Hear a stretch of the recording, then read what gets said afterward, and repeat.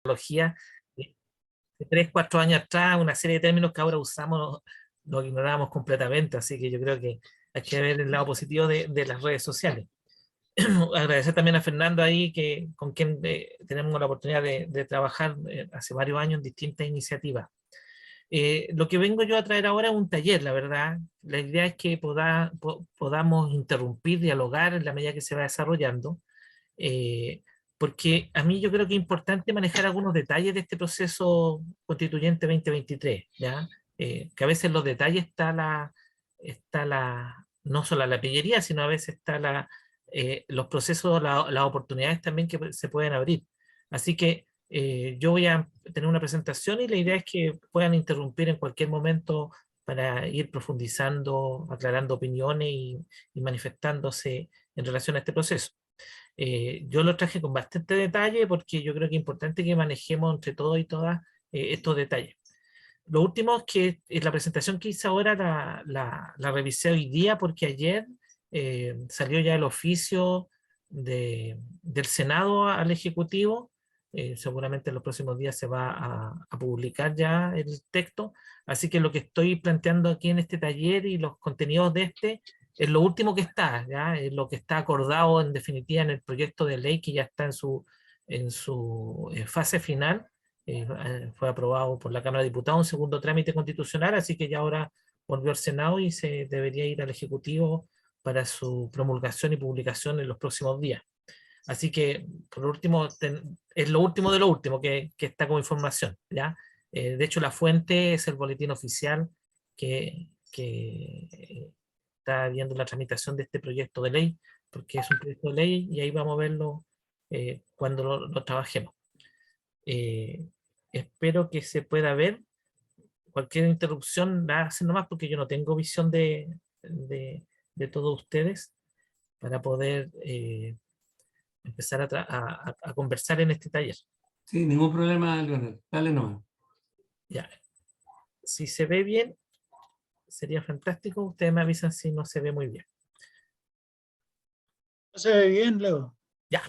Bueno, como les digo, este taller le puse Proceso Constituyente 2023. Ya vamos seguramente a estar aclarando ahí conceptos de cómo se va a abordar, porque es un proceso que ya tiene larga data. Yo siempre parto con esta lámina que dice relación con un informe que hay del PNUD del 2015 a propósito de los procesos constituyentes que se han estudiado desde el año 1945 hasta el 2015, ¿ya? El PNUD sacó esta información y siempre es bueno tener algunos conceptos básicos. Siempre los procesos constituyentes se habla del poder constituyente, que es este poder para darse una organización básica que tienen los distintos países, estados, naciones, ahí depende desde el sujeto en el cual conversamos.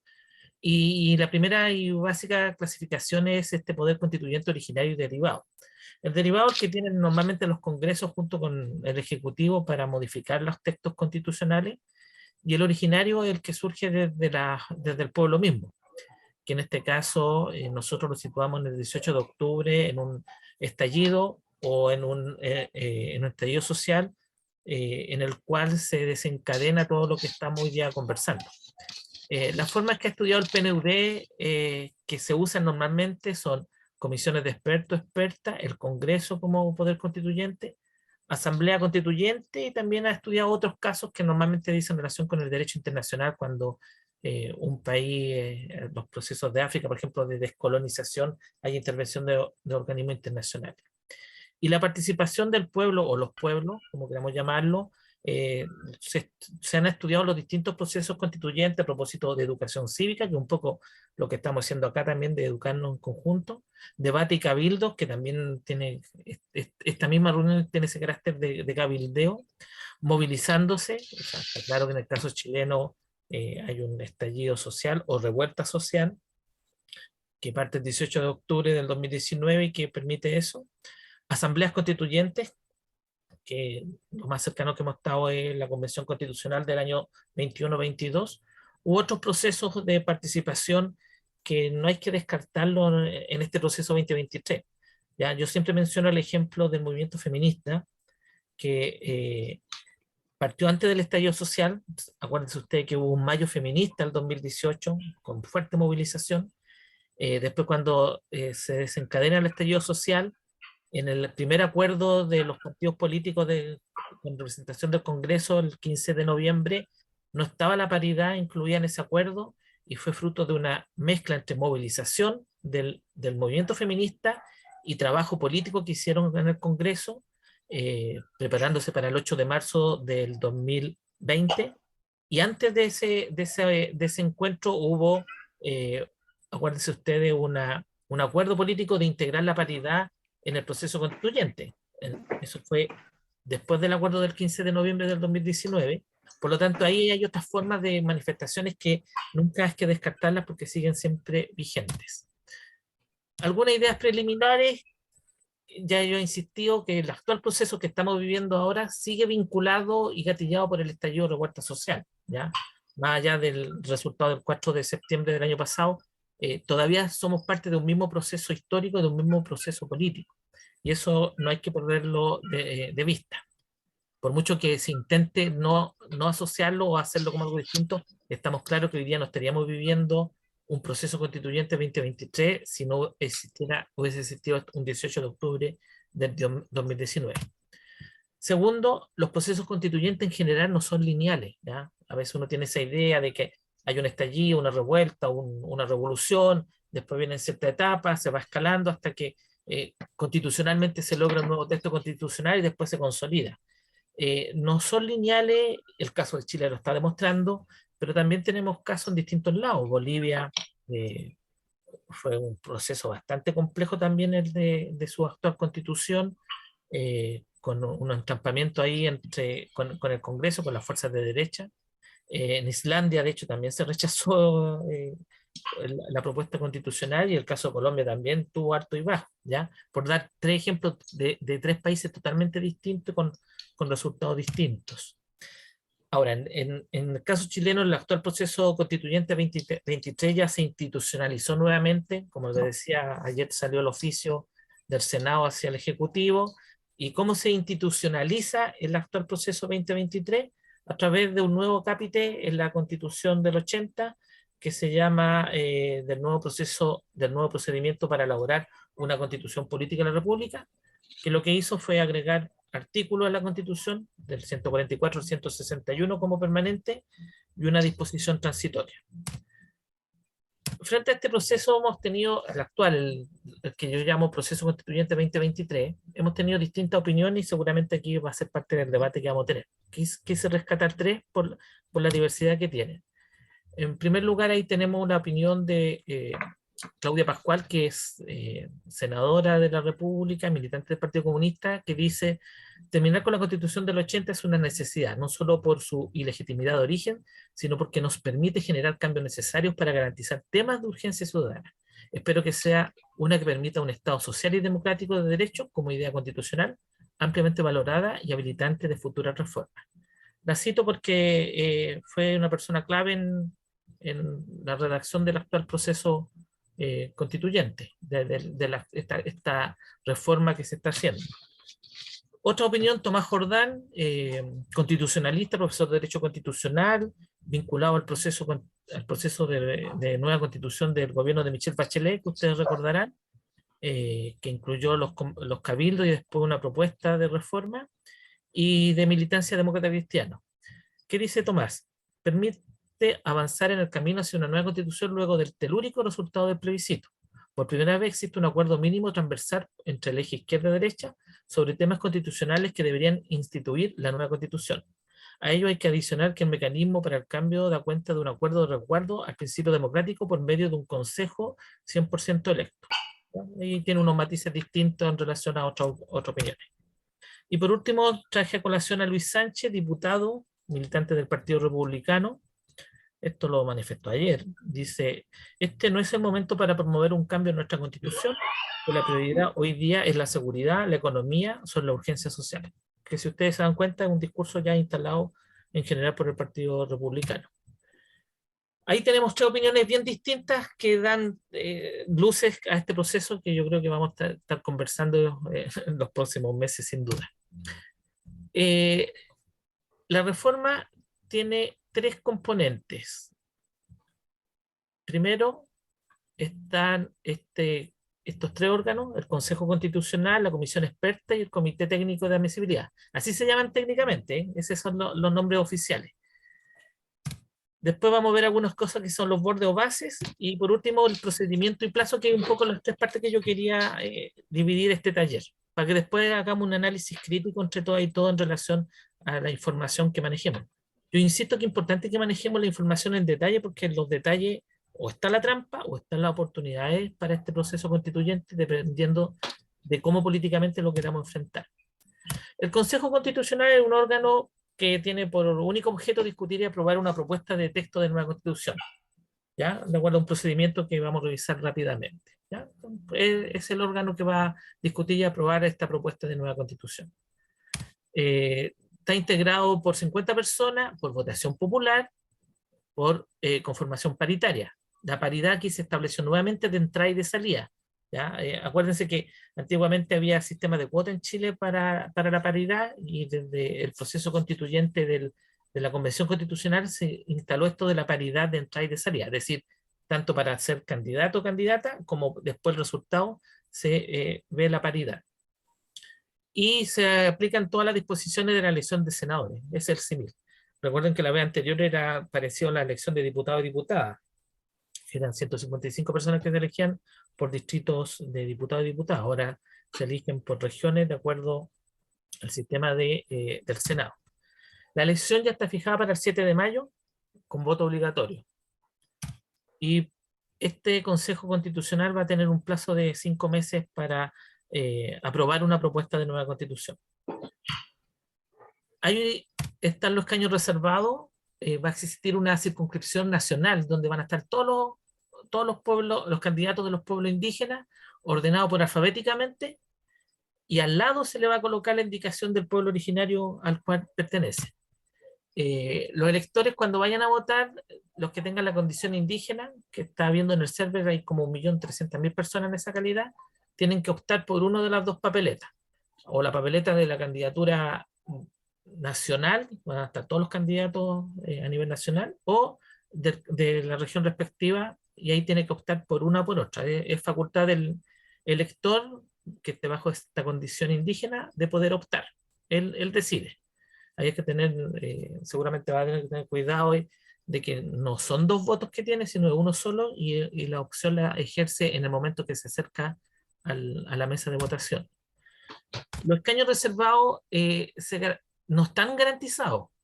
Es decir, para que haya un escaño reservado tiene que haber un porcentaje igual o superior al 1,5% del conjunto de los votos válidamente emitidos en las 16 circunscripciones del Consejo Constitucional. En definitiva, se suman todos los votos del Consejo Constitucional, y si hubo una cantidad de 1,5 o superior que votaron para estos escaños reservados, tiene derecho a un escaño. Si llega a 3,5, tiene derecho a 2 escaños, ¿ya? Y el segundo escaño, para mantener la paridad, va a ser obviamente la candidatura más votada, pero del sexo distinto al primer escaño. Y así va a empezar a subir sobre el 3,5, cada 2% se va eligiendo un escaño nuevo. Es decir, 5,5, si logran el 5,5 de participación, tienen 3 escaños; si logran el 7,5, tienen 4 escaños, etcétera, etcétera. Recordemos que las personas que están bajo la calidad de condición indígena, según el censo, el último es alrededor del 12,8%. Así que vamos a ver cómo se manifiesta esto en este sistema que no garantiza nada dependiendo de la participación que tengan en esta categoría. La comisión experta, que así quedó el nombre por si acaso, no es comisión de expertos, sino comisión experta, que después ya vamos a hacer el análisis crítico, es la que propone al Consejo Constitucional un anteproyecto de propuesta de nueva Constitución, ¿ya? Esto es importante anotarlo porque ahí hay un reclamo que hemos estado manifestando, pero la pega que tiene la comisión experta es redactar un anteproyecto de propuesta de nueva Constitución. La integran 24 personas en forma paritaria, 12 personas elegidas por el Senado y 12 personas elegidas por la Cámara de Diputados. esto lo dice expresamente la ley, en proporción a las actuales fuerzas políticas y partidos ahí representados. Esa es la fórmula. Ahora, ¿cómo se hace esto? Se adopta por un acuerdo de 4/7 en una sola votación. O sea, se presenta una sola lista de 12 comisionados en el Senado y 12 comisionados en la Cámara de Diputados y Diputados, y se aprueba por el 4/7 del Senado y los 4/7 de la Cámara de Diputados y Diputadas. ¿Y esto cuándo se hace? 3 días después de la publicación de la reforma. Debería estar ahora en enero. Deberíamos saber ya exactamente cuáles son estas personas que forman esta comisión experta de 24 personas. La categoría que tienen es bien amplia, ¿ya? Porque lo único que se pide es que tenga un título universitario o un grado académico de al menos 8 semestres, 4 años, y deben acreditar una experiencia profesional, técnica o académica no inferior a 10 años, ya sea en el sector público o privado. Ese es el único requisito que se pide para conformar. Lo demás depende de los acuerdos que logren en la Cámara de Diputados y Diputadas y en el Senado. El Comité Técnico de Admisibilidad, que es un órgano nuevo, es un órgano que está compuesto por 14 personas. Estos sí son abogados, y lo que tiene, el objetivo que tiene este Comité Técnico de Admisibilidad es que no se contravengan las bases institucionales, que después las vamos a revisar rápidamente, que son 12, y su integración también es paritaria. Ahora, aquí, como decía, son abogados con 12 años de experiencia en el sector público-privado y acreditar una destacada trayectoria judicial, profesional o académica. También esta lista va en paquete, ¿ya? La propone la Cámara de Diputados y Diputados por 4/7 en una sola nómina. Tiene que haber un acuerdo que se logre aquí el 4/7 y se ratifica por el Senado por el mismo quórum de 4/7. Los requerimientos para poner un reclamo, que es para que funcione este Comité Técnico de Admisibilidad, para que opere, es que un quinto del Consejo Constitucional puede hacerlo, en 20%, o 2/5 en el caso de la comisión experta, es decir, un 40%. Son los que pueden activar este Comité Técnico de Admisibilidad. Hay algunas normas generales que quería destacar. Lo primero es que las personas que integraron la Convención Constitucional no pueden ser parte de ninguno de los 3 órganos. Ojo, dice los que integraron la Convención, pero sí pueden ser los candidatos a la Convención que perdieron. Pueden ser parte de cualquiera de estos órganos, pero los que ganaron y fueron parte de la Convención Constitucional no podrán ser parte de ninguno de estos 3 órganos.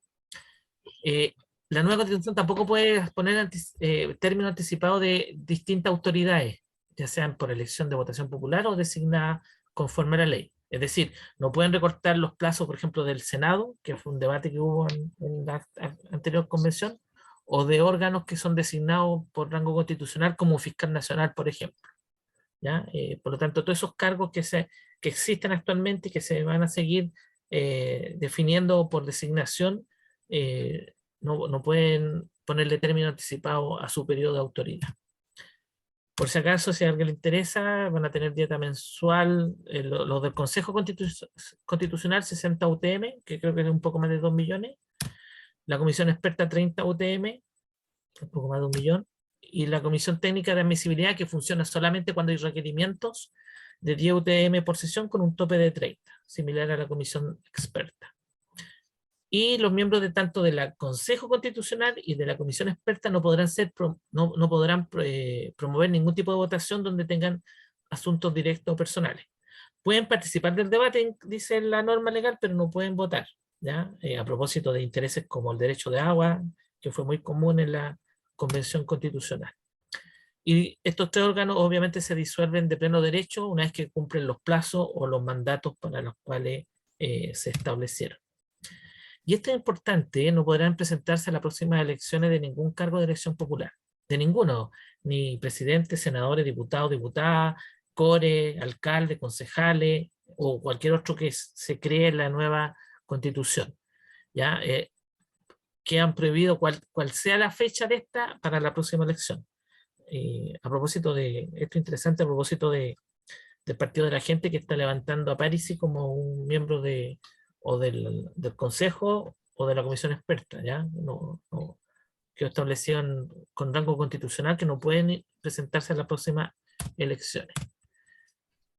También va a haber un reglamento, ¿ya? Que va a regular todo esto que estamos conversando y algunos detalles más, pero es bien técnico porque lo elaboran las secretarías del Senado y la Cámara de Diputados y Diputados, y se va a formar una comisión bicameral de 9 diputados y diputados, 9 senadores, senadoras, y después lo ratifica el Congreso por 4/7, así que va a ser un reglamento bien negociado. En el reglamento tiene que venir, porque no está regulado, esta norma, que es mecanismo de participación ciudadana, a propósito de lo que hacen ustedes y lo que podemos hacer desde el Movimiento de Derechos Humanos, que una vez que se instale el Consejo Constitucional, recordemos que se elige el 7 de mayo, por lo tanto, en junio va a estar funcionando el Consejo, ahí va a empezar estos mecanismos de participación ciudadana, que se le va a pedir una coordinación a la Universidad de Chile y a la Universidad Católica, incluyendo las demás universidades acreditadas, y dentro de los mecanismos de participación tiene que instalar nuevamente algún mecanismo de iniciativa popular de normas, similar a lo que pasó en la Convención Constitucional. Esto no estaba en el acuerdo original del 12 de diciembre, se integró en las conversaciones que hubo en el Senado. Ahora, lo que no esté en el reglamento, lo regulará el reglamento del Senado. Se fijaron bien claras las funciones de los poderes del Estado constituido, que el presidente de la República, apoyo financiero solamente, y el Congreso Nacional y la Biblioteca Nacional, el que hace el apoyo técnico y administrativo. La verdad es que esto es bien similar a cómo funcionó la Convención Constitucional en este punto. Delante yo le dije que estaba el Comité Técnico de Admisibilidad, que tiene que ver sobre las bases institucionales, y es que no, el trabajo del Consejo, la Comisión se sale de esos bordes, pero además, ¿qué pasa si hay algún problema de procedimiento en todo esto que estamos hablando? Se puede reclamar tanto desde el Consejo como desde la Comisión a la Corte Suprema, se sortean 5 ministros para ver cada cuestión planteada, y los quórum también son similares a lo que vimos delante, es decir, 1/5 del Consejo Constitucional y 2/5 de la Comisión Experta para hacer estos reclamos a la Corte Suprema en caso de que haya infracción a la regla de procedimiento, no a la regla de contenido de fondo que lo ve el Comité Técnico de Admisibilidad. Es una culpa a nuestro caballero y después. Exacto. Aquí yo quise agregar esto porque es uno de los puntos que también se va a debatir harto. Existen ciertas 12 bases institucionales y fundamentos, que en general, si uno las ve, tienen sentido, pero hay algunas que podrían complicar el proceso constituyente y que limitan sin duda el ejercicio de la soberanía en esta calidad de poder constituyente originario. Lo primero es que Chile es una república democrática cuya soberanía reside en el pueblo, ¿ya? Ahí no habría mayor discusión porque estos conceptos estuvieron en la propuesta de la Convención Constitucional. El Estado de Chile es unitario y descentralizado, también estaba en la propuesta de la Convención Constitucional. Aquí ya hay algunas diferencias que van a tener que ver ahí en el Consejo, porque dice la soberanía tiene un límite, que es la dignidad de la persona humana y los derechos humanos. Eso también estaba reconocida por los tratados internacionales ratificados por el Estado de Chile y que se encuentran vigentes. La convención sí fue mucho más amplia, lo digo desde la expertise de los derechos humanos, que se agregaron otros instrumentos jurídicos, no solamente los tratados, y aquí quedó más limitada. Un tema que seguramente va a tener que ver el Consejo Constitucional. Y se agregó esta cosa que siempre le preocupa a la derecha, que la Constitución consagra que el terrorismo, como cualquier otra forma, en su esencia es contrario a los derechos humanos. Declaración que en general está de más porque es parte de la doctrina de los derechos humanos. La Constitución reconoce a los pueblos indígenas como parte de la nación chilena, que es indivisible. El Estado respetará y promoverá sus derechos y cultura. Este es un punto que también va a ser, yo creo, bastante debatido, porque no está el concepto de la plurinacionalidad, que seguramente un sector de la Convención no lo va, del Consejo Constitucional no lo va a querer. Por lo tanto, aquí, de que sea la nación una indivisible, es el Estado el que es uno indivisible. Entonces aquí yo creo que va a haber un debate interesante en el proceso constituyente al respecto. Y también están los conceptos de multiculturalidad e interculturalidad metidos acá, ¿ya? Recordemos que la Convención siguió la doctrina de la interculturalidad, porque la multiculturalidad es una imposición de un sistema normalmente eurocentrista hacia el resto del planeta. y lo que hoy día se habla de interculturalidad. Por lo tanto, este punto 4 yo creo que va a producir harto roce. El punto 5, Chile es un Estado social y democrático de derecho cuya finalidad es promover el bien común, ¿ya? Que reconoce derechos y libertades fundamentales y que promueve el desarrollo progresivo de los derechos sociales con sujeción al principio de responsabilidad fiscal. Hasta ahí es bien similar a lo que era la propuesta de la Convención Constitucional, solamente la última parte y a través de instituciones estatales y privadas es donde queda la ambigüedad, ¿ya? Porque aquí está la discusión de la ISAPRE, de la AFP, etcétera, etcétera, como parte de organismos privados que intervienen en derechos sociales. Así que aquí también va a haber un debate que va a ser bastante complejo de cómo se va a establecer en la redacción final.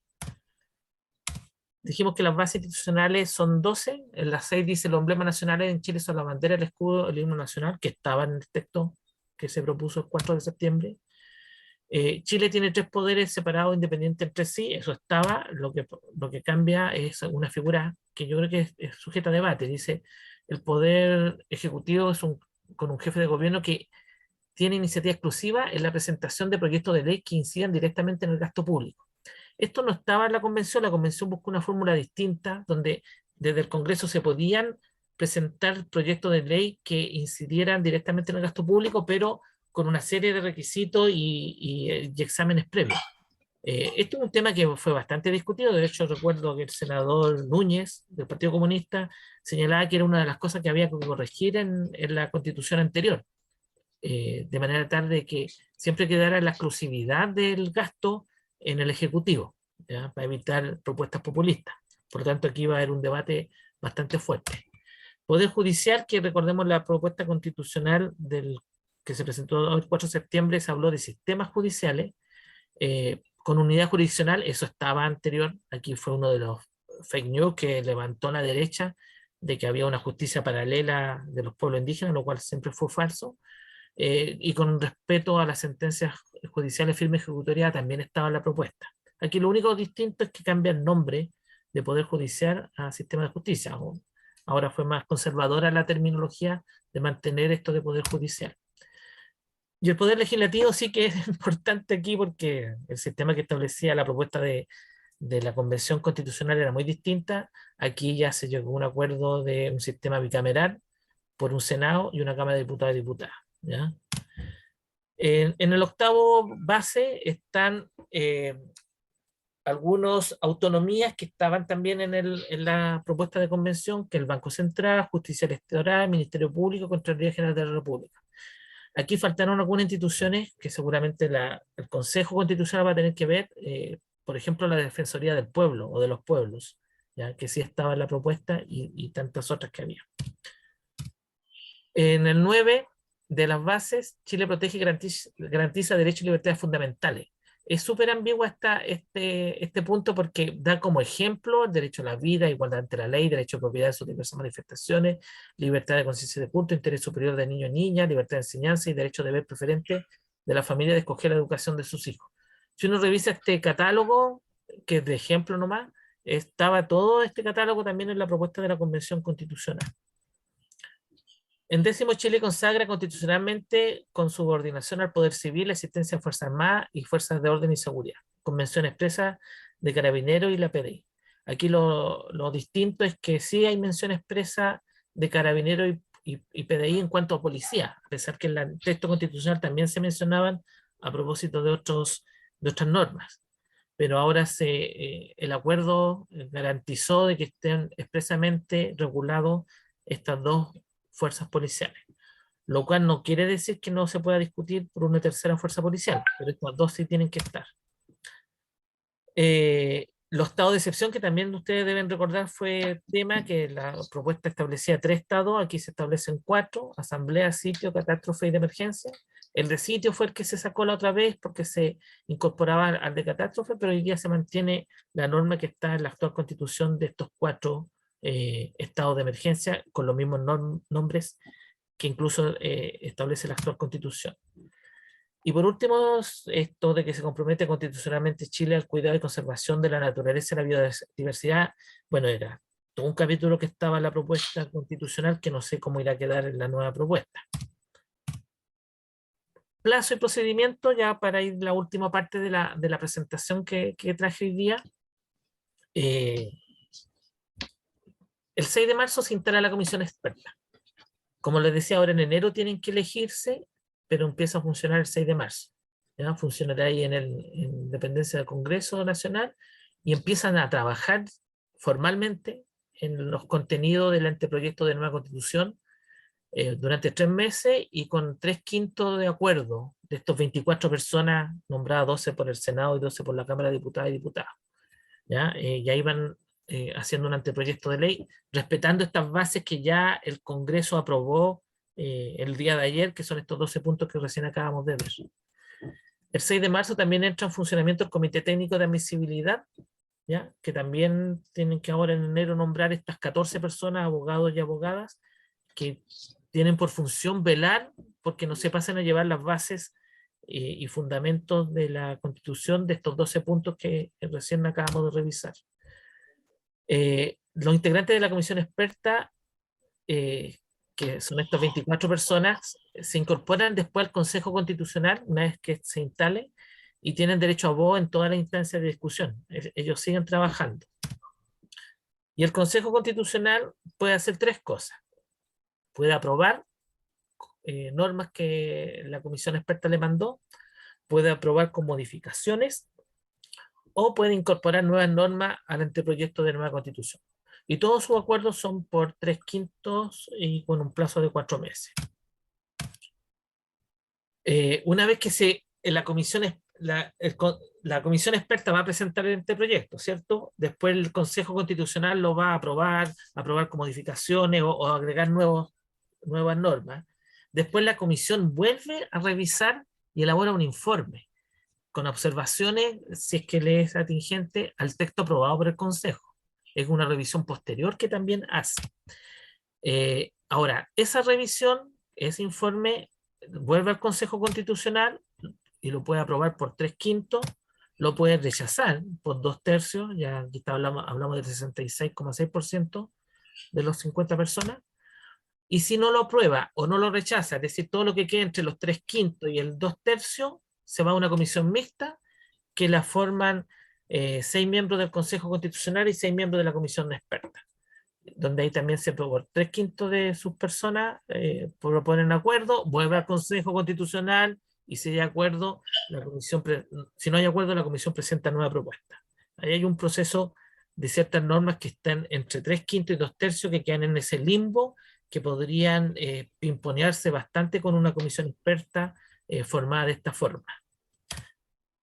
Una vez que termina la votación de cada una de las propuestas de la nueva Constitución, se vuelve a reunir el Consejo y tiene que aprobar el conjunto del nuevo texto constitucional por 3/5 de sus miembros en ejercicio.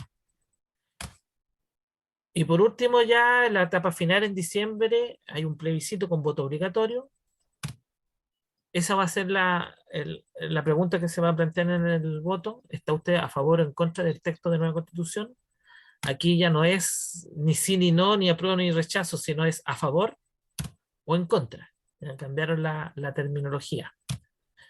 Este plebiscito se va a hacer, ya tiene fecha, el 17 de diciembre del 2023, una semana antes de Navidad. Si es que se aprueba, se ratifica por el presidente de la República y convoca al Congreso Pleno para que en un acto público solemne se promulgue y se jure como ley de la República la nueva Constitución. ¿Ya? Después hay un plazo ahí para publicarlo en el diario oficial y desde ese momento entra en vigencia el nuevo texto constitucional y queda derogada orgánicamente la actual Constitución. Para terminar, algunas críticas solamente para invitar al debate. La primera gran crítica que cruza todo el proceso constituyente 2023, el rol del comité de expertos, ¿ya? Porque hay una suerte de supervisión sobre el Consejo Constitucional. Primero, la forma en que se eligen. Como ustedes ven, lo elige 12 personas el Senado, 12 personas la Cámara de Diputadas, por acuerdos políticos de 4/7. Después, porque que yo creo que es lo más complejo, porque elaboran una propuesta previa entre el 6 de marzo, abril, mayo, junio, y el 6 de junio tienen que elaborar una propuesta previa. porque tiene derecho a voz después en el proceso, o sea, no solamente elabora la propuesta, sino después se va a meter a la comisión, al Consejo Constitucional con derecho a voz, porque después genera un informe posterior, hay una revisión posterior, y porque es parte de la comisión mixta, ya hay con derecho a voz y voto por la mitad de la comisión mixta. Por lo tanto, aquí van las principales críticas que se han hecho desde los distintos actores políticos y sociales sobre este proceso constituyente, el rol que tiene este comité de expertos, cuyos nombres además vamos a conocer en un par de días más y uno va a poder evaluar hasta qué punto eran expertos o no las personas que nombró el Congreso. Lo segundo que se hace como crítica es que la participación de independientes ya queda totalmente limitada a la posibilidad de que se integren como independientes solo personas en los pactos que acuerden los partidos políticos para elaborar las listas al Consejo Constitucional, que es muy similar a cómo se elabora la lista para los candidatos al Senado, ¿ya? La tercera, los escaños reservados, que como vimos no garantizan nada, salvo que si se logra el 1,5% de los votos del total de la votación de los consejeros constitucionales, recién tienen derecho a uno y de ahí va subiendo cada 2 puntos un escaño más. Lo más probable es que el sistema opere discriminando a todos los pueblos indígenas, salvo a los mapuches, porque las diferencias también son bastante amplias electoralmente de uno a otro. Y así que ahí vamos a ver qué pasa con esta situación. La dimensión del Consejo Constitucional es una crítica que se hizo porque la Convención Constitucional era similar a la Cámara de Diputados y Diputados, y el Consejo Constitucional va a ser similar al Senado, como ustedes saben, mucho más limitado o más difícil de acceder a distintas personas a un cupo dentro del Consejo Constitucional. Otra de las grandes críticas son la definición de las bases institucionales, que si uno las revisa de las 12 que yo las redacté tal cual están en el proyecto de reforma. En general el 80% no produce mayor problema y estaban ya en la Convención Constitucional, pero hay algunas que sí son claves a propósito de los derechos sociales y a propósito de cómo se estructura el poder en la nueva Constitución, así que ahí también hay una crítica.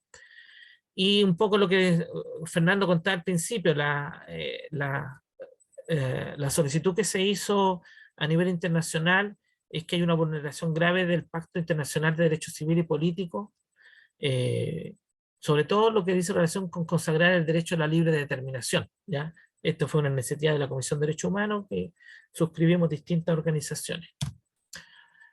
Y con esto yo termino elementos para el análisis, para que lo tengamos presente ahora. Lo primero que no hay que olvidar que hubo una derrota del apruebo, no solamente una derrota, sino en los términos que hubo la derrota del apruebo el 4 de septiembre, incluyendo a 4,5 millones de personas que en las últimas 10 elecciones no habían ido a votar por nadie, ni por Bachelet, ni por Piñera, ni por Boric, ni por Kast, nadie lo había convocado, y que fueron a votar ahora y que marcaron claramente rechazo en su gran mayoría. Y eso es parte de la explicación técnica de la derrota de la prueba, pero obviamente la derrota política requiere un análisis mucho más profundo. Hay acciones ya de política, acciones políticas de sectores de extrema derecha que quieren mantener la Constitución del 80. Yo diría que el Partido Republicano, el más transparente en eso, lo ha dicho en todo el debate y han votado en contra de la reforma constitucional, tanto el senador Rojo Edward en el Senado como su bancada de diputados. También hay sectores del PDG que están en este discurso. Y vamos a ver qué va a pasar con sus candidaturas al Consejo.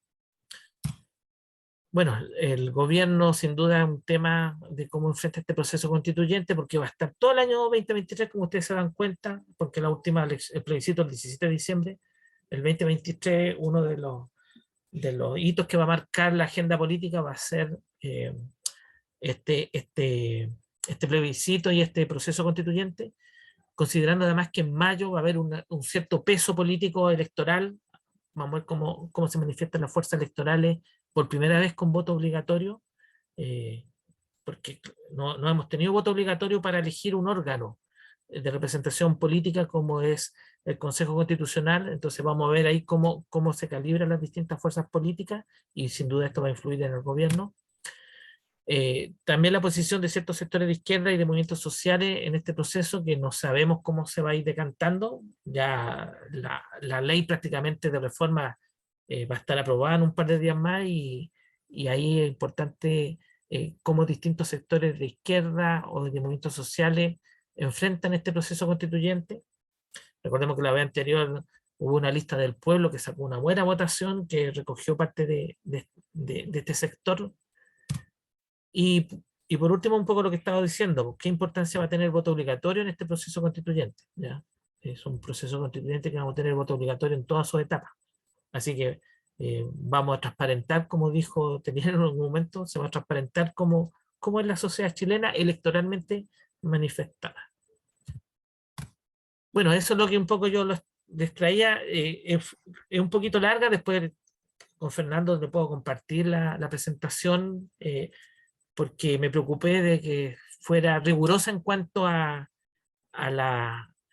los términos y a los acuerdos que están en el proyecto de ley, que es ayer ya el oficio que mandó el Senado, de manera tal de no influir con interpretaciones que yo creo que dice, lo que está ahí es exactamente lo que dice el proyecto de reforma constitucional, y las críticas las quise hacer con fuentes y las opiniones con fuentes para que tengamos el abanico de posibilidades de lo que es este proceso constituyente 2023.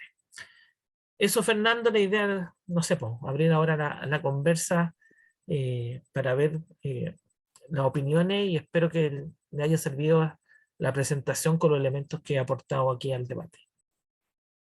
Gracias, Leo. Yo creo que ha sido bastante interesante conocer todo lo que ha sido este nuevo acuerdo. A la vista me queda claro que la merma más importante es la democracia participativa, reducida a un mínimo de la expresión. ¿Ah?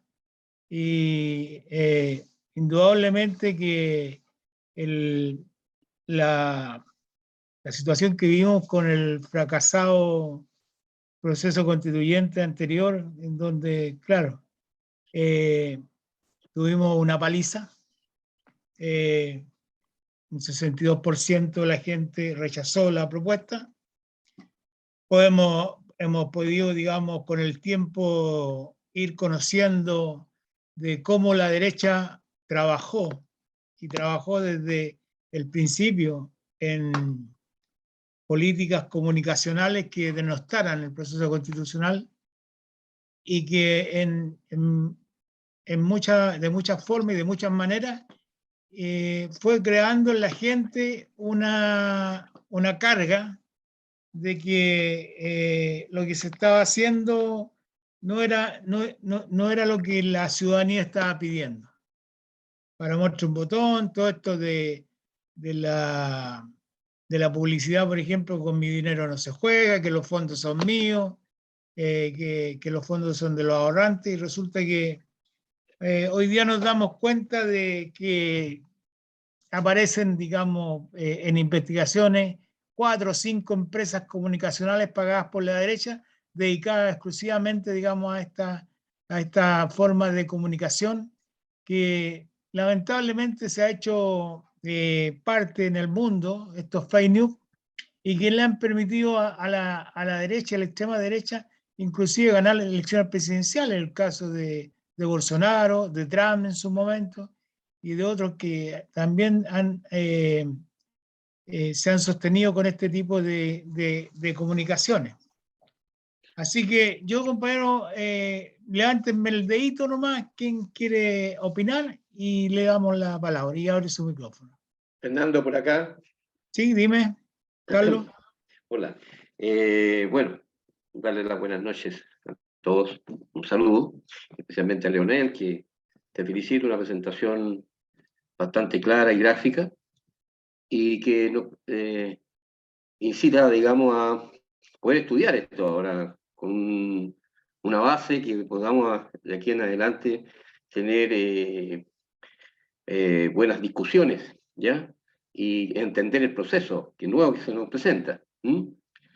si bien, digamos, comparamos los dos procesos, digamos, con la Convención Constitucional y con lo que van a presentar ahora, hay varios puntos que coinciden con lo que tenía en la Convención, como tú lo mencionaste, y eso es positivo.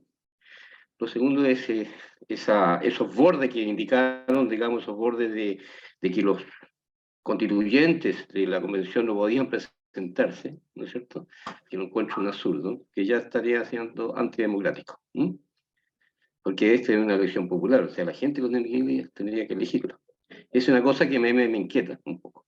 Y lo otro son las discusiones generales que se van a tener, digamos, con respecto a los procesos políticos. Y son los quórum que se están también un poco limitando y que son los bordes que quería la derecha, ¿ya? Pero en general, en el fondo, yo veo también que vamos a sacar provecho de eso. Pero más que nada, felicitarte por esta reunión. Ojalá que nos puedas compartir en tu presentación, que es muy buena y la considero bastante positiva. Gracias, Leonel. Miguel Concha, abre tu micrófono.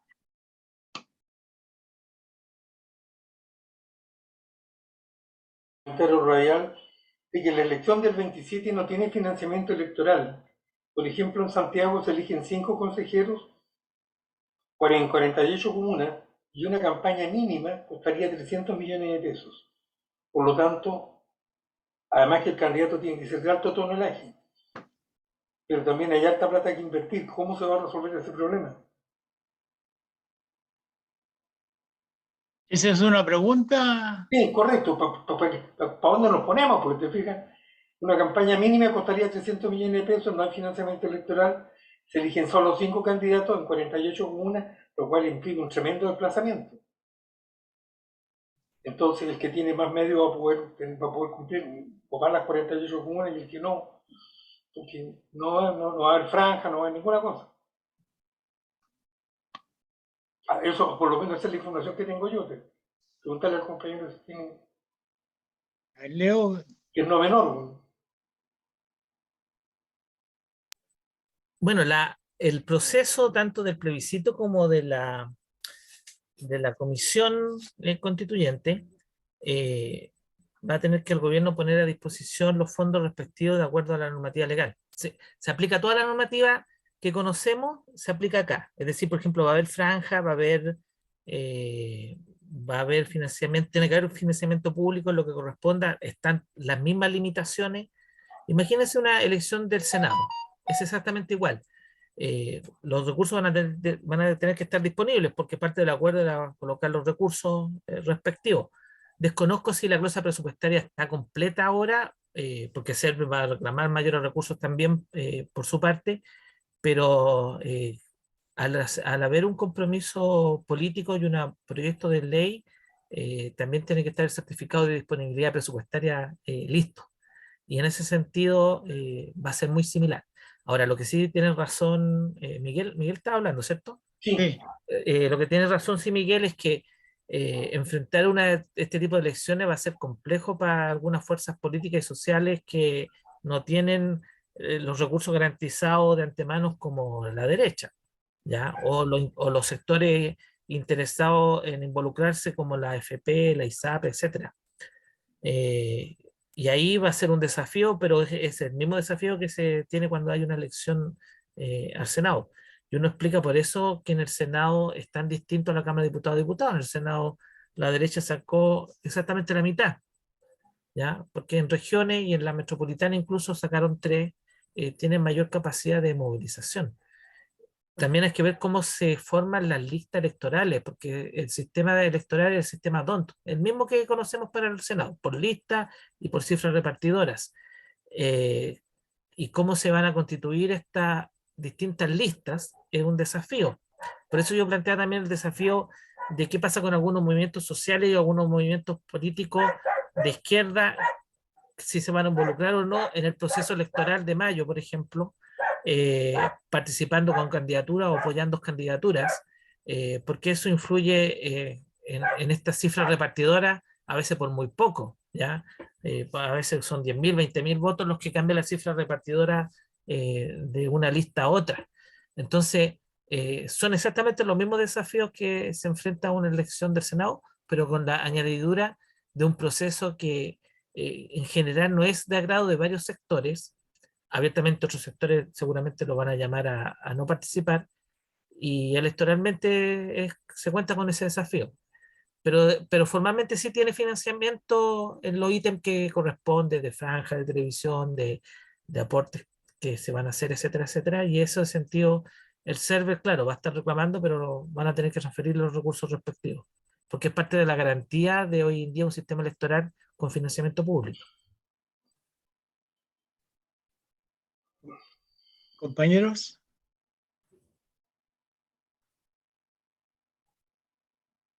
Leo, mira, a mí me causa la comisión de expertos. Cuando se dice que la Cámara de Diputados va a elegir 12 y el Senado va a elegir 12. ¿Eso va a ser una elección interna de ambas instituciones?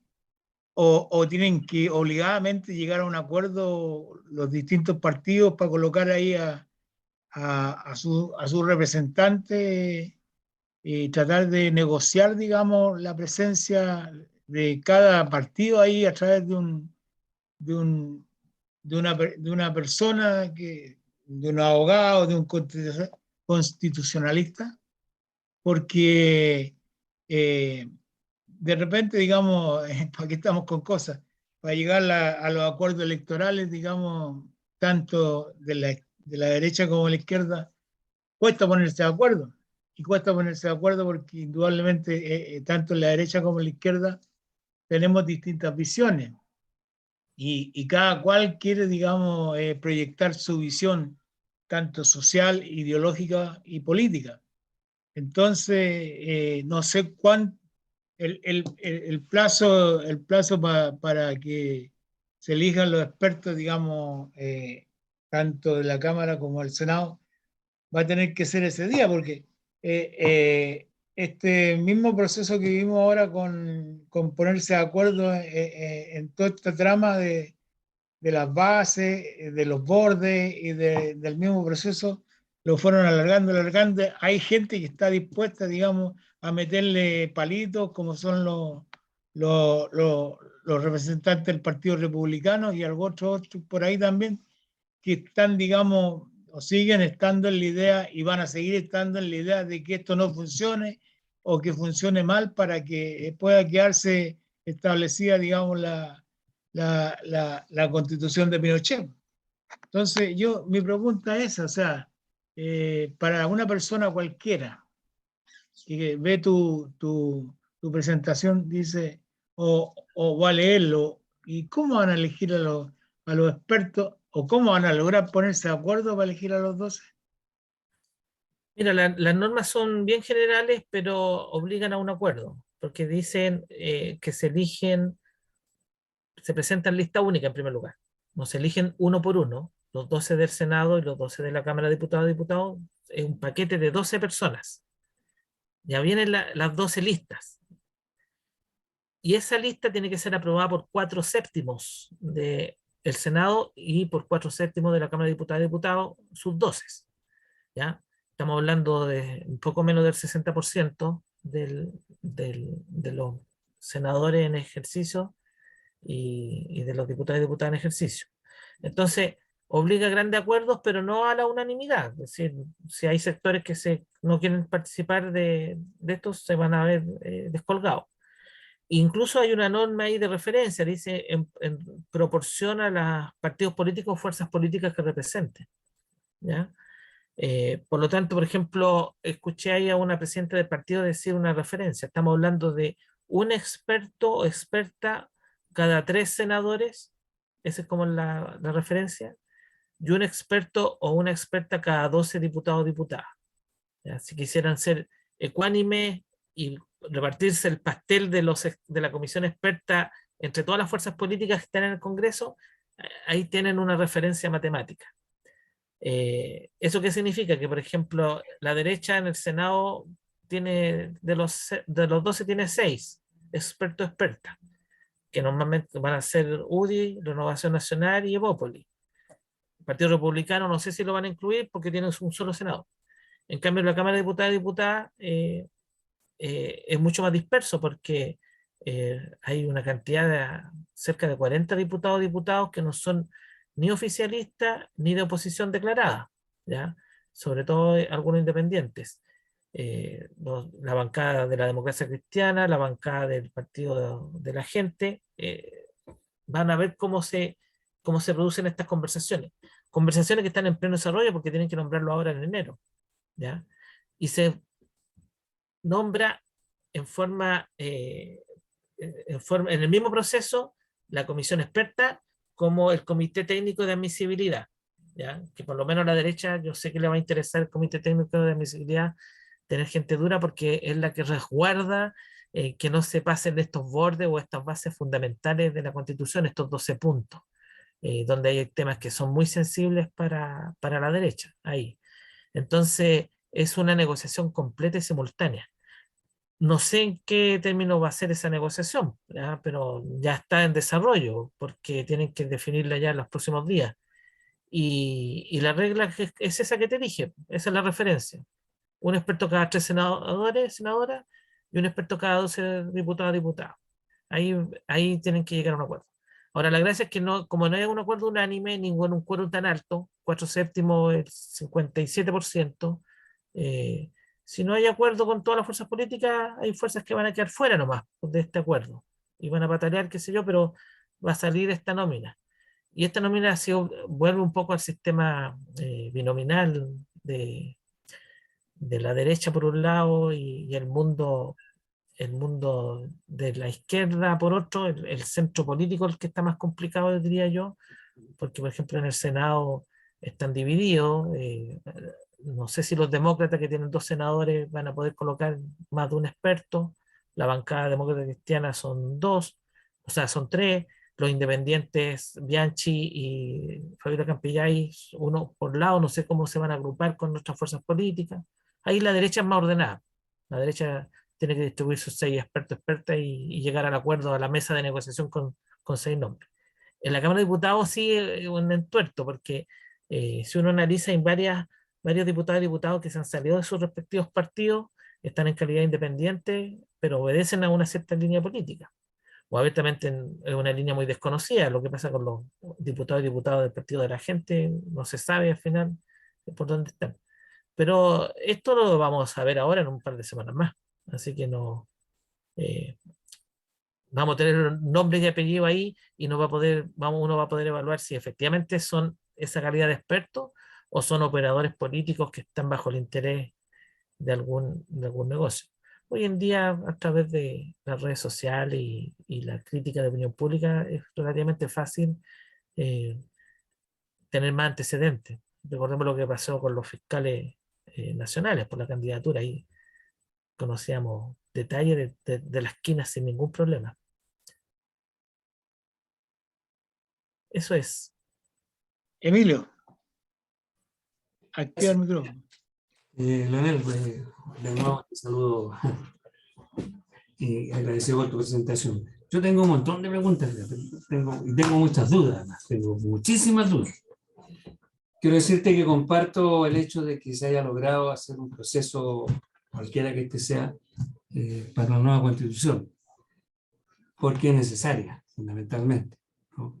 Ahora, no estoy para nada estoy de acuerdo en la forma, ¿no? Sí, para mí esto me parece un intento de una constitución absolutamente protegida y protegida por la derecha. ¿Para qué estamos con cosas?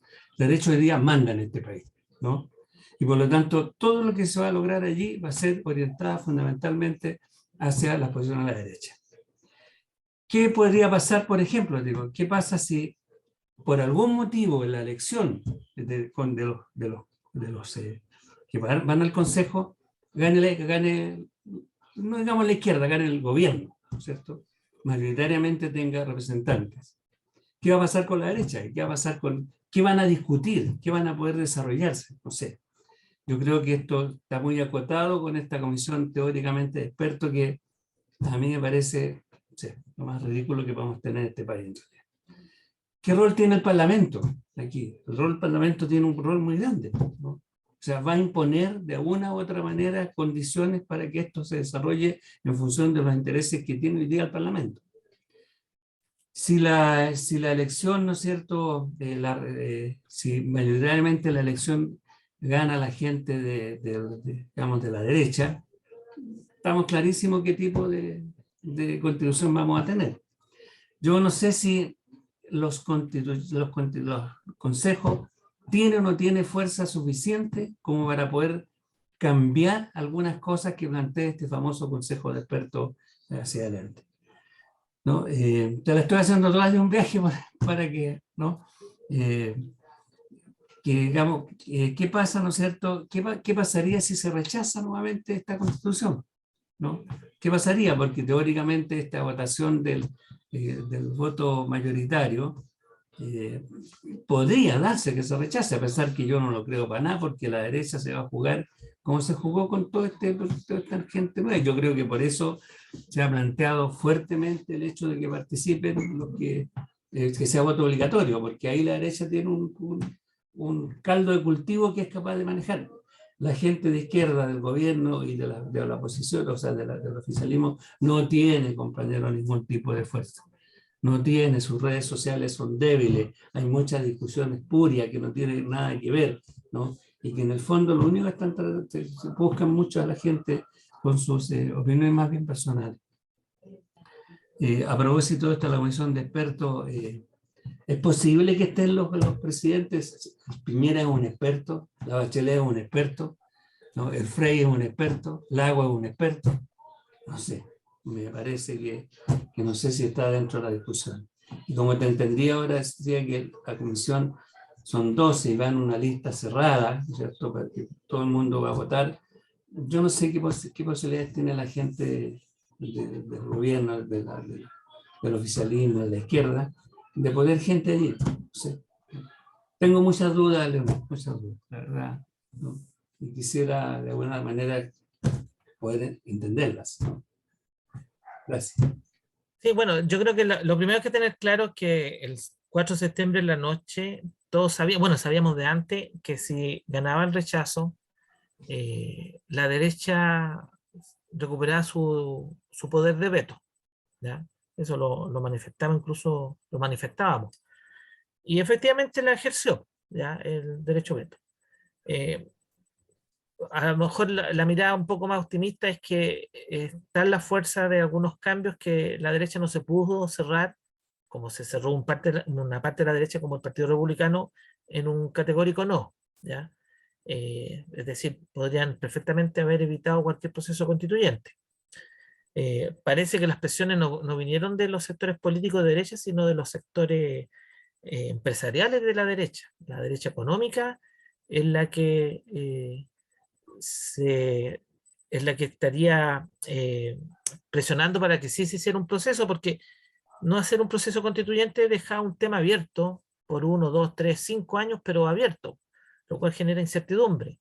Incertidumbre que se puede manifestar en un segundo estallido social parecido al 18 de octubre, en algún contexto nuevo de crisis económica o a futuro con un gobierno de derecha y puede ser peor.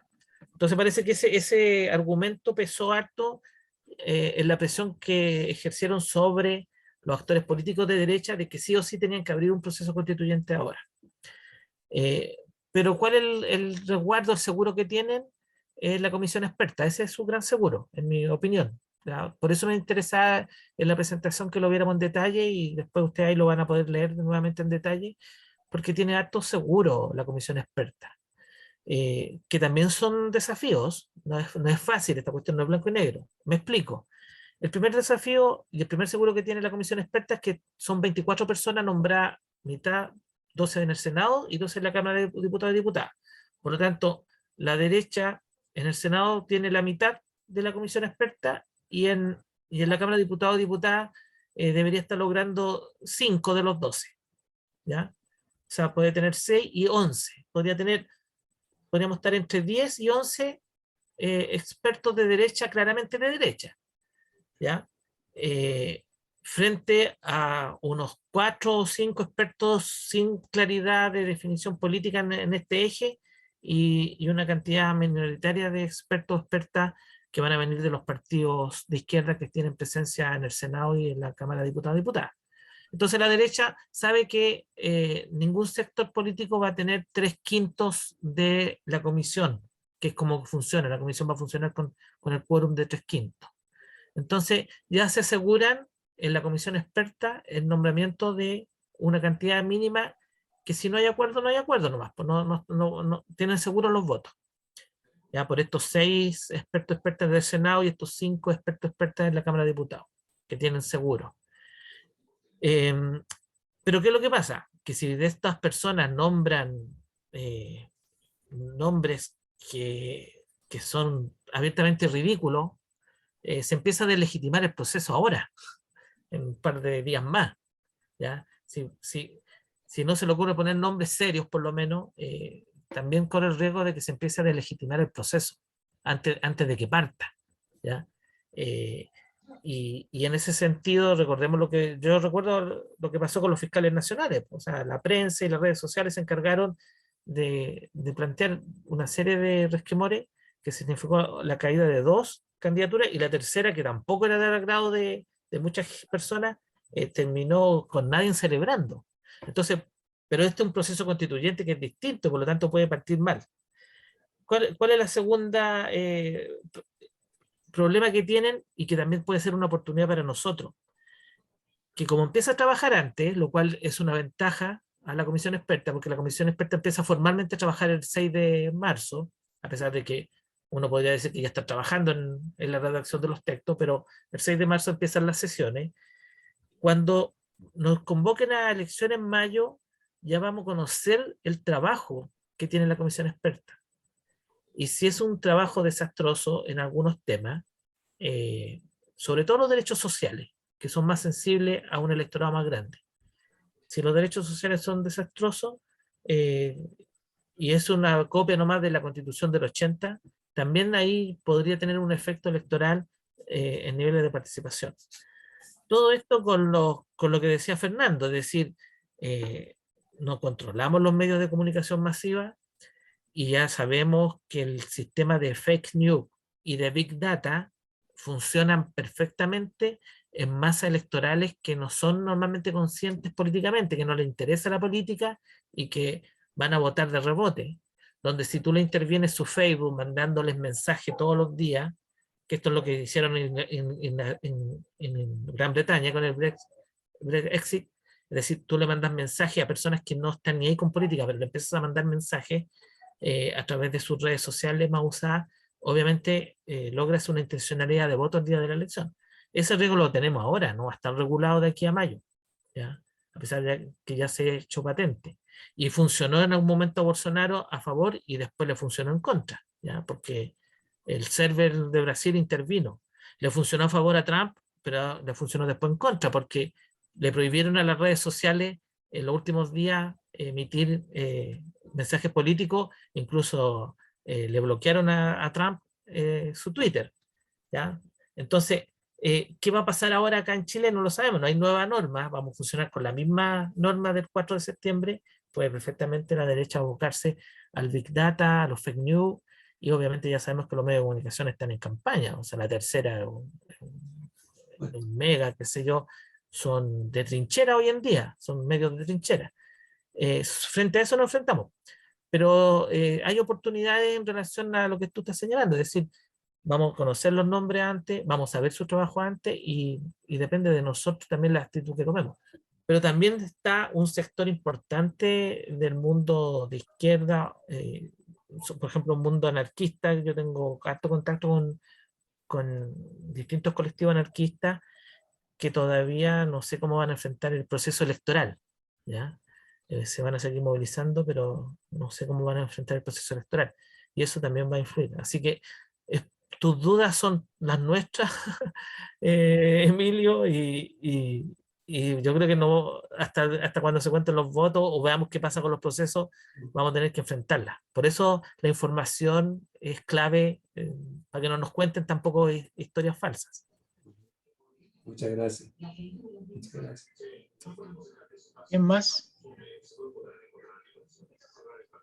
Miguel.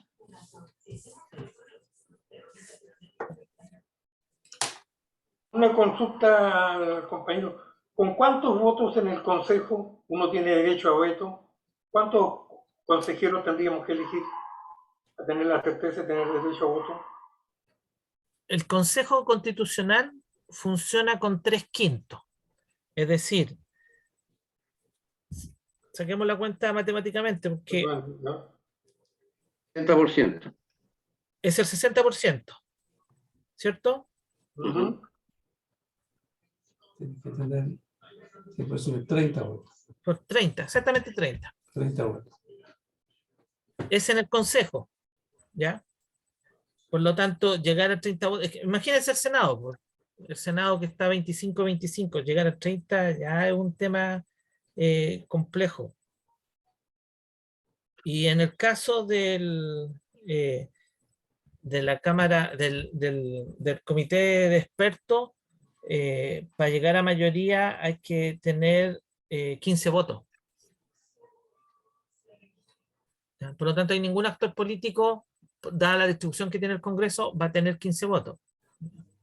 La derecha debería tener 11. Pero en la elección del 17 de diciembre, ¿cuántos consejeros hay que sacar para Ah, tener derecho a veto? En diciembre es el plebiscito. no. ¿Sí? En junio, Perdón, disculpe, tiene toda la razón. El 17 de diciembre es plebiscito. No, si la elección es en mayo ahora. La ciudadanía va a estar convocada a una pura elección que es el Consejo Constitucional, que tiene fecha en la ley el 7 de mayo. ¿Ya? Más allá de que lo puedan ajustar conforme a server, pero el 7 de mayo es la fecha que salió en el oficio de ayer. Y ahí es la única parte donde participamos directamente con voto obligatorio. ¿Ya? Y se elige por, igual que el Senado, dependiendo de las regiones, la cantidad de cupos. Santiago tiene 5. Ahí, hay que ver en cada región cómo participa. En forma paritaria, Ahora, ahí va la consulta. En ese consejo, ¿cuántos votos hay que tener para poder tener derecho a veto? 20. 30. Con, 20. 20 con 30 tú tienes 3/5, es decir, tienes la mayoría para imponer normas. Con 20 paras cualquier norma que no te Perfecto. convenga. Hay que tener 20 como mínimo. Claro. Ujú. Bueno, pero Miguel, o sea, es la única elección que nosotros vamos a tener derecho a participar. En las otras dos instituciones, tanto en el comité de expertos y en el comité de inadmisibilidad, somos arreograneados nomás, pues vamos a acompañar Sería en nomás. forma indirecta, claro, correcto. No, no nos cabe. Bueno, lo otro, yo creo que la cosa, digamos, más complicada, digamos, da estas condiciones, es la conformación de lista, de una sola lista, para enfrentar a la derecha. Yo estoy hablando de una manera de las fuerzas progresistas, llámale. Y he escuchado, digamos, ya algunas opiniones. Guido Giardi anoche invitó a una cena, o no sé quién invitó a la cena, a los PPD ahí. El Guido Giardi dijo que él daba por perdida esta cuestión. Y claro, uno escucha y la gente del PPD dice que no quiere ir con o sea, ellos atribuyen que el Frente Amplio y el Partido Comunista no los quiere. Y por otro lado, escuchaba hoy día en la mañana al presidente del Senado, a Álvaro Elizalde, que dijo de que la única forma de enfrentarlo bien esta cuestión y tener una posibilidad de ganar algunos aspectos en este proceso constituyente era generando una lista única. Correcto. De otra forma, la cosa se hacía muy difícil porque era difícil repartir, digamos, repartirse en términos de opciones. Por ahí mismo escuché al Camilo Escalona también en la misma sintonía.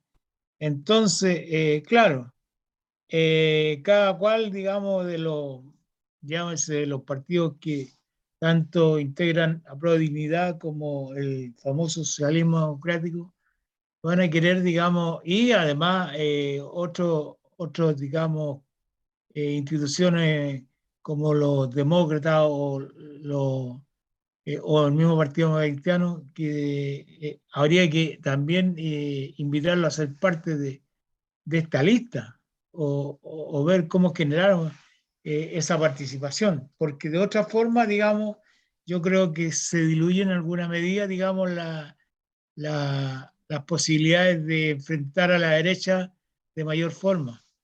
Yo considero que lamentablemente, digamos, no han puesto fundamentalmente a quienes somos parte del progresismo, no han puesto, digamos, contra la pared, porque la verdad que nosotros tenemos bastante diferencia con algunos sectores del, de la ex concertación, pero digamos, tampoco estamos, digamos, en estas coyunturas de repente, no estamos llanos a perseverar en las diferencias, sino que a perseverar, digamos, en poder confluir en un acuerdo que nos permita, digamos, ganar espacios para el pueblo, para la ciudadanía, pero no diluir esto una vez más.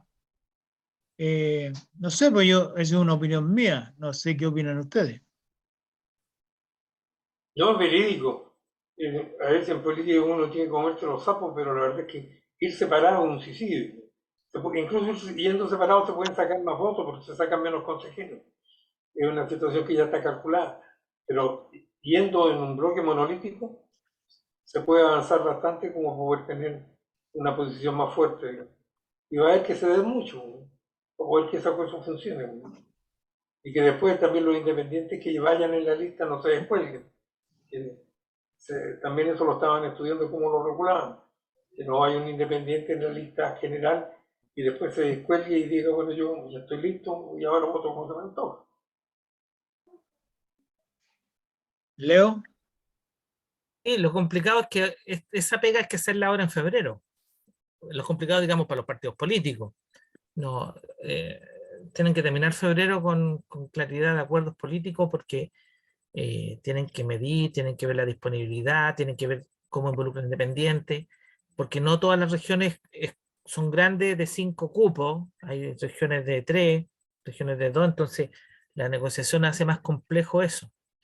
Y ahí también hay variables electorales, por ejemplo, un acuerdo único favorece también al partido más grande electoralmente.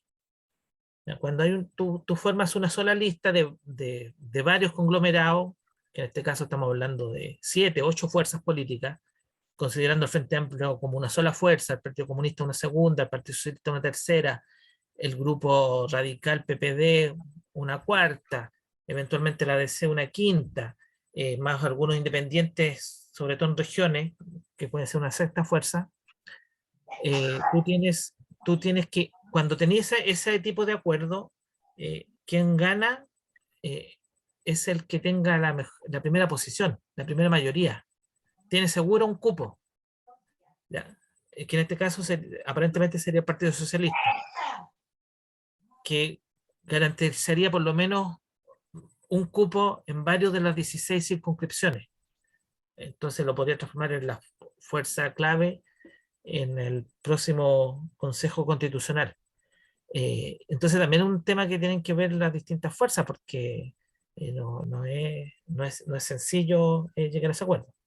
Por otro lado, en el caso de la Convención Constitucional, la derecha fue unida. Si ustedes recuerdan, con los republicanos, la derecha fue unida, ¿no? Muy raro candidatos fuera del pacto de derecha iban. Y el resto del mundo fue disperso en no sé cuántas listas, la verdad.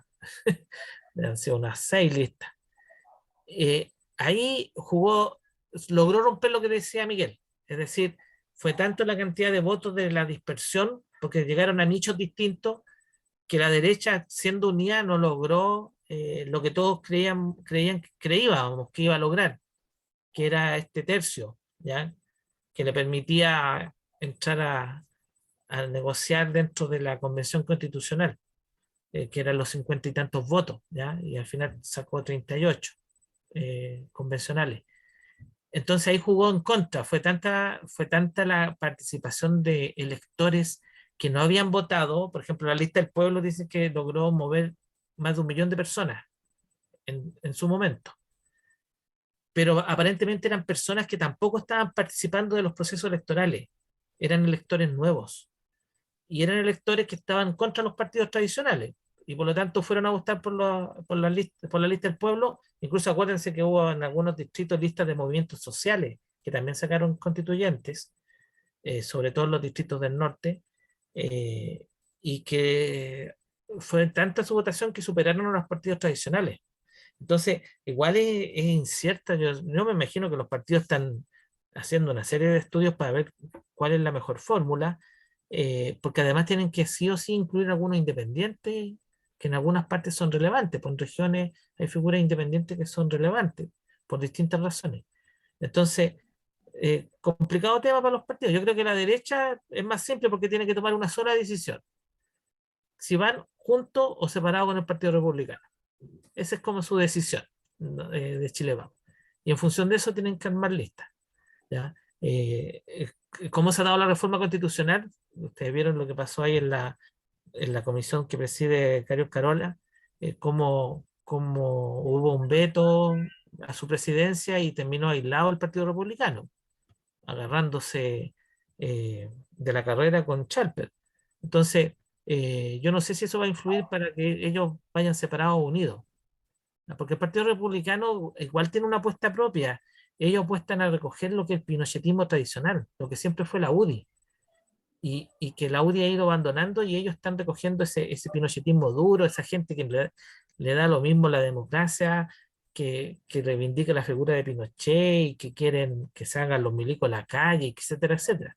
Entonces también para ellos es una oportunidad de consolidar un crecimiento a costa del resto de la derecha, sobre todo de las bases de la UDI. Entonces, la elección de mayo igual va a ser importante, además de la composición del Consejo Constitucional, con estas otras cosas que pasan, ¿ya?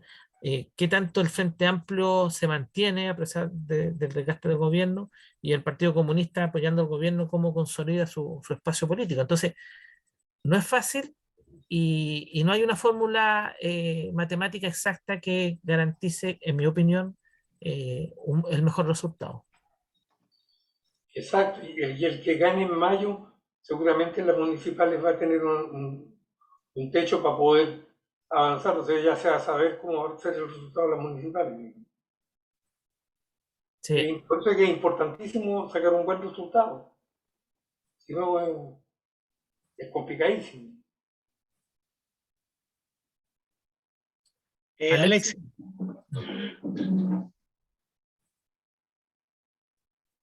el micrófono, Alexi, activa el micrófono. Ahora sí, ahora sí. Bueno, yo tengo dos aprensiones. Lo digo de manera muy particular. Estoy chato con votar por el mal menor. Y eso es porque, y perdonen el ejemplo que vamos a colocar, habemos 9 personas en este taller y nuestra propia gente no asiste. Lo que me preocupa es cómo trasladamos este taller hacia abajo, hacia la gente. Porque yo vivo en Paine y la dispersión que hay allá es terrible. Es un centro de CAS. Si bien es cierto, hubieron varios movimientos sociales, pero hoy día están todos dispersos, como decía Leonel, o sea, no se sabe para dónde van los anarquistas, los ecologistas, ¿ya?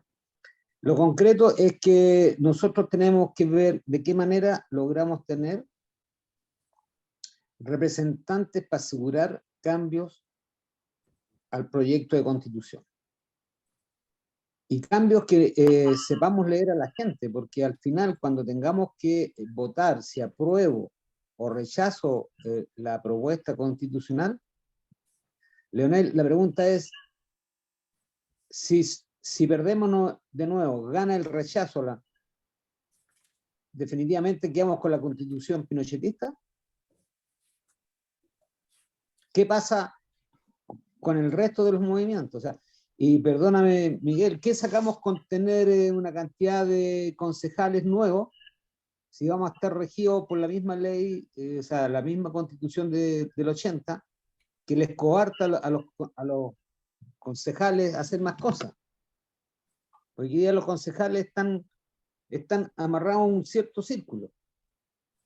¿Ya? O sea, todo esto que es lo que se ve es los amarres que dejó Pinochet a la Constitución del 80, que se revirtieron a los amarres que hay para que la derecha logre imponer su voluntad en esta nueva forma de constitución que nos están proponiendo. Eso es mi modesta opinión. Alexi, mira, efectivamente, si gana el en contra, porque acuérdate que ahora la nomenclatura es a favor y en contra. Si gana en contra, bueno, se mantiene la constitución de 1980 porque no hubiese sido aprobado todo este proceso de cambio completo de la constitución. Políticamente, no sé qué pasará ahí. Pero, perdona, Leonel, ¿eso significa que la derecha se va a jugar sí o sí, si viene mala la cosa, a no aprobar la nueva constitución? No, lo que pasa es que la derecha se jugó antes para que este proceso no sea igual que la convención y por eso estos candados que yo le mencionaba de la comisión experta. O sea, ellos tienen asegurado de que el producto de este proceso constituyente no va a ser tan radical, o no es radical el término, tan avanzado como fue la propuesta que votamos el 4 de septiembre. Que ojo, la propuesta del 4 de septiembre no era ninguna propuesta radical, era una constitución bien moderna en varios temas. Pero con esto ellos se aseguran de que en el proceso no se le va a escapar. Por muy mal que le pueda ir en la comisión electoral, o sea, en el Consejo Constitucional, por muy mal que le vaya a la elección de mayo, ellos siempre van a tener la comisión experta una cantidad mínima de votos para asegurar eso, ¿ya? Porque la comisión constitucional, el Consejo Constitucional tiene límite, y el límite no solamente son los bordes, sino también la comisión experta. Y la comisión experta más o menos ya está definida la cantidad, ya cuando definen que va a ser 12 por el Senado y 12 por la Cámara de Diputados y Diputadas, ellos ya saben que cuentan con un piso suficiente para parar cualquier cosa extraña. Que además la comisión experta es la que va a hacer el anteproyecto que va a revisar después el Consejo Constitucional. Entonces ellos tienen asegurado todo este proceso, independiente del resultado del Consejo Constitucional de mayo. Por lo tanto, un sector de la derecha seguramente va a estar a favor esta vez, ¿ya? Un sector importante. El tema es que, claro, ahí los republicanos pueden ser la oportunidad para que apelar a sus bases, para que voten en contra y se consoliden como la primera fuerza política de derecha, pensando ya en la próxima elección de Kast, ¿ya? Esa es la apuesta que tienen los republicanos. En lo personal, ¿cuál es mi esperanza? ¿Ya? Y por qué yo digo, en principio, voy a votar, sin duda, en mayo, por alguna candidatura en Santiago de alguna de las listas o la lista que esté por los cambios, y voy a votar a favor en diciembre, porque yo no tengo la expectativa en esta constitución que se va a redactar de que vengan grandes transformaciones. Más allá de uno cuando revisa las bases que revisamos delante, los 12 puntos, uno ya sabe más o menos para dónde va la micro en cuanto al proyecto en su conjunto. Mi esperanza solamente se radica en dos cosas. Primero, que eliminamos igual la constitución del 80, que es una constitución muy ideológica. Es la constitución que en su núcleo está el modelo neoliberal. Y eso lo explicamos harto en el proceso anterior. Por eso es importante eliminarla. Y en relación a la nueva, ¿cuál es mi expectativa? Yo diría que a esta altura es una sola, además de eliminar la constitución del 80, es que venga con un capítulo de reforma constitucional para que nuevas generaciones políticas puedan en algún momento redactar una verdadera constitución más similar a lo que fue la propuesta del 4 de septiembre. Porque la actual, viendo todo esto que hemos analizado ahora en detalle de las trabas y los mecanismos que tiene, no deberíamos tener tanta expectativa. Ahora, lo que sí es importante es que el Consejo Constitucional, por lo menos ganarlo con la mayoría de los más de 25, por lo menos más de la mitad de comisionados que estén por grandes transformaciones. O sea, no puede ser que además de todas estas trabas, en mayo la derecha sea la primera fuerza política. Entonces ahí hay un desafío político electoral y mis expectativas son bajas, la verdad. Mi expectativa es que no se va a mover mucho más allá de las bases que, de estos 12 puntos que revisamos en detalle delante y que después cuando se los manden ustedes los pueden revisar, donde hay cosas, hay avances. El definir la constitución como una constitución social y democrática ya es un avance, ¿ya? Era el gran avance que tenía la propuesta del 4 de septiembre, a mi modo de ver, y que permite abrir ciertas compuertas a futuro. Y más de eso, desgraciadamente, hoy en día no podemos esperar porque ya el proceso está armado. Ayer salió ya del Congreso la propuesta y llamar a no votar o abstenerse en mayo, a mi modo de ver, sería una tontera que desgraciadamente tenemos que asumir. Ahora, no sé cómo se irán a formar las listas, y ahí, bueno, la responsabilidad son la de los partidos de los políticos, partidos. de sus directivas nacionales, más que de los partidos políticos, porque seguramente varios de ustedes militan seguramente en algunos partidos políticos, pero es la directiva nacional de cómo efectivamente arman un listado de personas, de hombres y mujeres, que puedan impulsar algunas transformaciones que se pueda hacer dentro de este proceso que es bien acotado. Solamente para terminar, mencionarle que hay un constitucionalista que participó harto, extranjero, argentino, Roberto Gargarella, que lo pueden googlear, Roberto Gargarella, que le llama la atención de este proceso chileno del 2023 porque es un retroceso a los procesos constituyentes del siglo XXI. El siglo XXI se caracteriza porque los procesos constituyentes en todo el mundo han sido mucho más participativos, se ha involucrado la democracia participativa. Hoy en día contamos con herramientas que el siglo pasado no contábamos, tecnológicas sobre todo, que hacen que es más fácil hacer procesos participativos. Y claro, el proceso del 2023 como proceso es un retroceso al proceso que se acordó en el 2020 y que se eligió en el 2021, incluso bajo contexto de pandemia. Eso, Alexi. Por eso yo te decía, o sea, yo voy a votar por lo que tenemos que votar, pero esto de seguir con el mal menor indica que no hemos tenido la capacidad de crecer lo que tenemos que crecer. Sí, totalmente Me de refiero acuerdo. a todas las fuerzas, a las fuerzas, pongámosle progresistas. ¿Ya? Sí, no, totalmente de acuerdo. Totalmente de acuerdo. O sea, y bueno, hay que aprovechar algunos temas. Por ejemplo, para ponerme un poco positivo también, lo paritario no pudo ser discutido, que para mí es importante, ¿ya? Y eso hay que agradecer sobre el movimiento feminista. No pudo ser discutido, entonces el proceso de 2023 no tiene un retroceso desde el punto de vista de lo paritario en el procedimiento. Vamos a ver qué pasa después con la redacción de las normas, pero no pudo haber un retroceso. Y cosas que son temas que a lo mejor 30 años atrás no eran tan importantes como los temas ecológicos, cambio climático, sí ahora deberían estar incluidos. O sea, las sociedades sí o sí avanzan a pesar de las fuerzas conservadoras. Lo que pasa es que no son lineales estos avances. Ahora depende de nosotros que esto sea un impulso para el futuro. A lo mejor nuestras expectativas no van a estar 100% cubiertas. Como si en lo personal yo estaba muy de acuerdo, estaba muy contento con la propuesta del 4 de septiembre, con una constitución moderna, participativa, con indicaciones de ley popular que tenía. Yo no sé ahora si vamos a poder incluir esos conceptos, si va a haber iniciativa popular de ley dentro de la constitución, si va a haber mandato revocatorio, si va a haber participación, niveles de participación comunitaria como la establecía la propuesta, no lo sé. Pero hay que empujar esta cosa, hay que empujarla con, con la norma que salió ayer del Congreso y que se va a publicar y promulgar en los próximos días. Bueno, Mira, hay un asunto que yo lo he visto mucho últimamente, en que la política del siglo XX es una política análoga, y acá los partidos de acá de Chile, normalmente en nuestro sector, siguen trabajando en forma análoga, cuando en este momento la política moderna es digital, Mm. Big Data, 5G. Y en ese sentido nosotros tenemos un atraso, pero bárbaro. Se advirtió. Yo supe noticias, se lo dije a varias personas y nadie me pescó.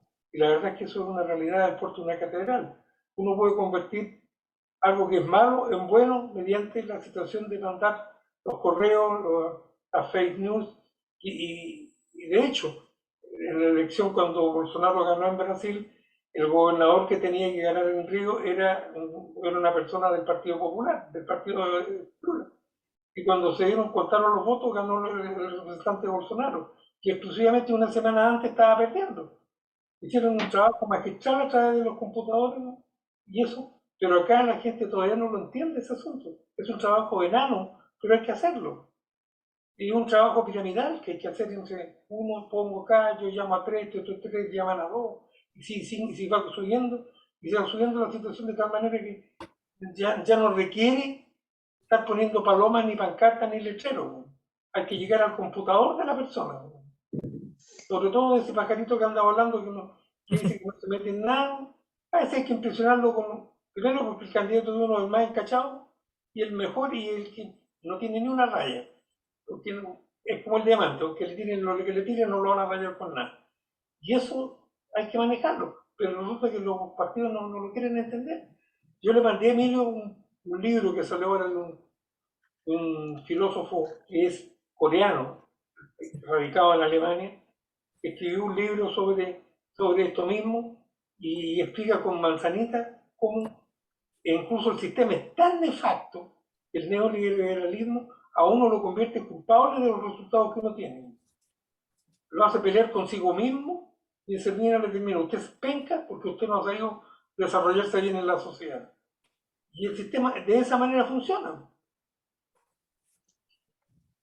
Así que si Emilio lo puede repartir, está en el WhatsApp, es un libro que es bestseller en este momento en Europa y lleva eso tan claro como eso. O sea, imagínense lo intrínsecamente perverso que es el sistema, que a uno lo convence que uno es penca porque trabaja mal y porque es penca, ¿no?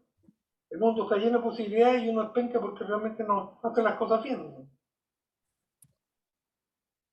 Bien. Agradecido al compañero. Eso lo compartimos, Miguel, o sea, desde el principio yo también lo dije, un fracaso nuestro en términos comunicacionales. Hay que aceitar la máquina de otra forma para poder, digamos, entrar en la pelea chica, ¿no? ¿Ah? Pero yo creo que ha sido interesante este taller que ha hecho Leonel, estas conversaciones que hemos hecho hoy. Son ya 10 para las 10, ya llevamos 1 hora 50, casi 2 horas.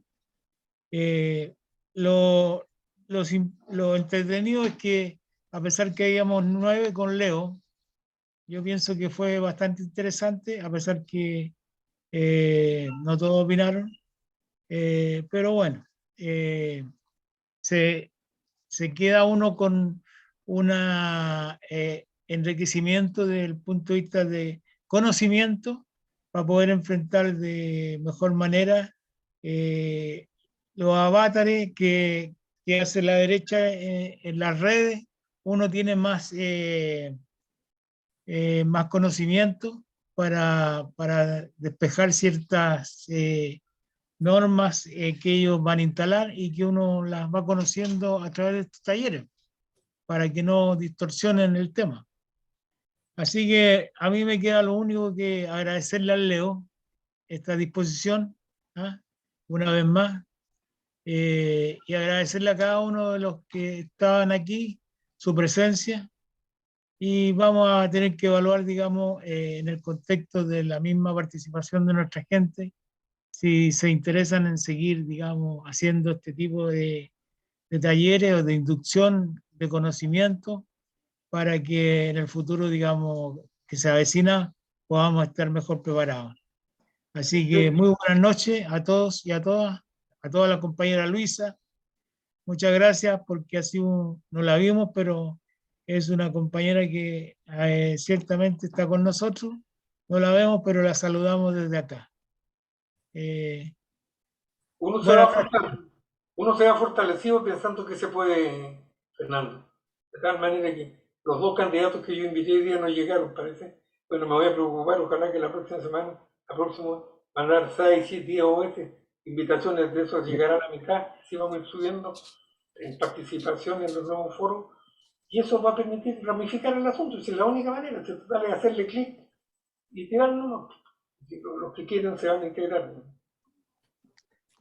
Gracias. Ok. Oye, Gracias, no es Leonel. que, Un no es que abrazo. sea, Gracias.